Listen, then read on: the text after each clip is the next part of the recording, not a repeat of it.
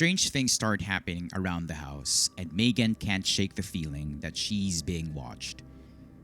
As she delves deeper into the history of the dolls and the dollhouse, she discovers a dark and terrifying secret that threatens to consume her. Will she be able to uncover the truth before it's too late? Or will she become the latest victim of the haunted dolls? Megan and her family had just moved to Main Street, a small town known for its quaint charm and friendly locals. They were excited to start their new life in their new home, a beautiful Victorian house that they had fallen in love with at first sight. It was an old house that had been passed down through generations and was in need of some renovation, but they saw it as an opportunity to make it their own. As they settled in, Megan was particularly excited about having her own room in the new house. She had never had her own space before and couldn't wait to decorate it to her liking. She had always loved doll houses, so when she saw a small, dusty one in the attic, she couldn't resist cleaning it up and putting it in her room.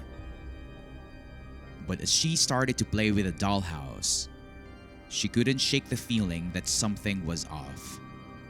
It was almost as if the dolls inside were alive and watching her. But she dismissed it as her imagination and continued to play with the dollhouse. A few nights after they had moved in, Megan woke up to the sound of tiny footsteps coming from the dollhouse.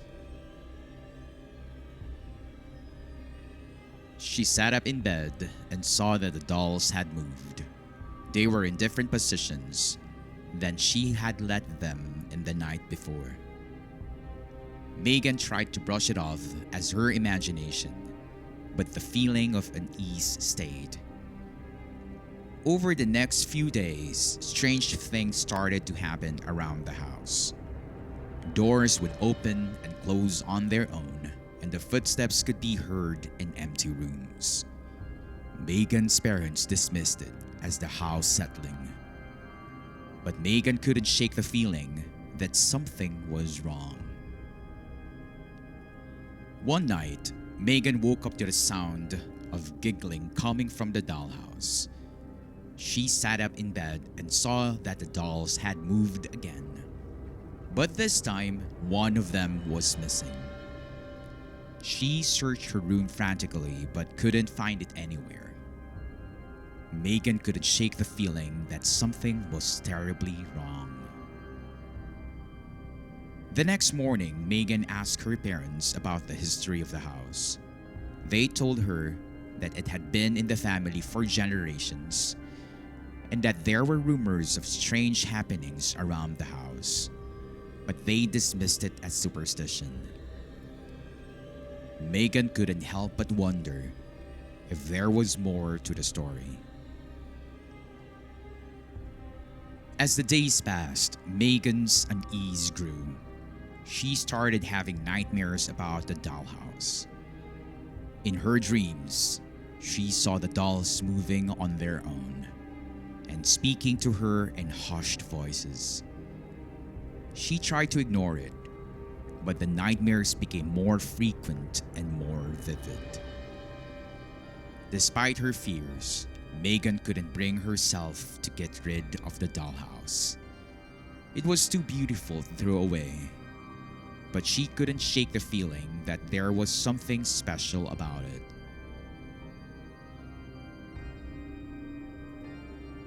Little did she know.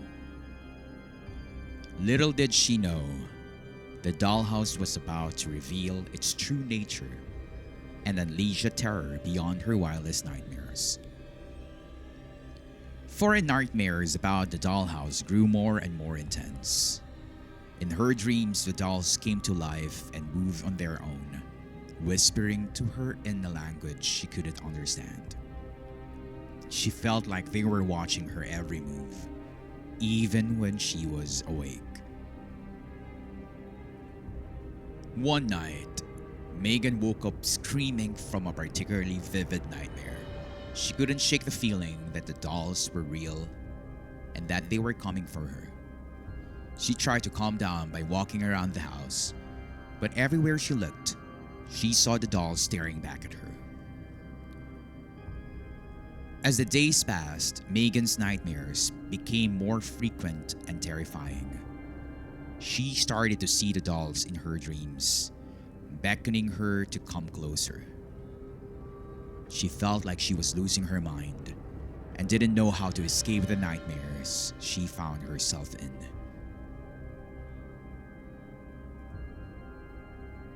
One night, Megan woke up to find the dollhouse open. Suddenly, she heard a loud thud coming from upstairs. It sounded like it came from her room.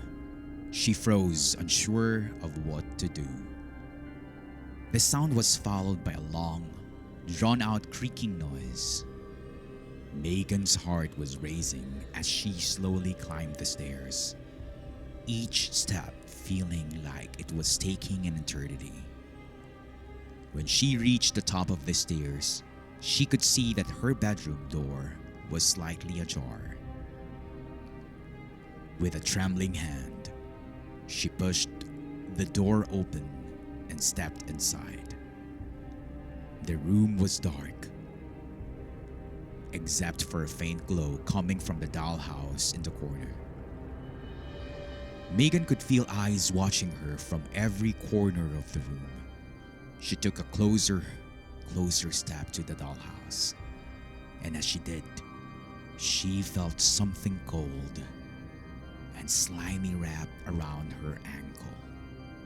She looked down and saw that one of the dolls had come to life and was holding onto her tightly. Megan screamed and tried to pull away, but the doll's grip was too strong. She could feel its icy fingers digging into her skin. Suddenly, all of the dolls in the dollhouse came to life. They started moving on their own, their lifeless eyes glowing in the darkness. Megan was surrounded by them, unable to move or escape.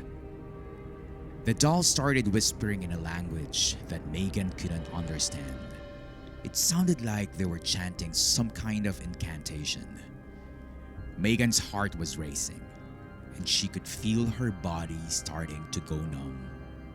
She knew that she had to get out of there, but she was paralyzed with fear. Just when she thought all hope was lost, the door burst open and her parents rushed in. They had heard her screams and had come to check on her. As soon as they entered the room, the dolls stopped moving and their eyes went back to being lifeless. Megan's parents were shocked as what they saw.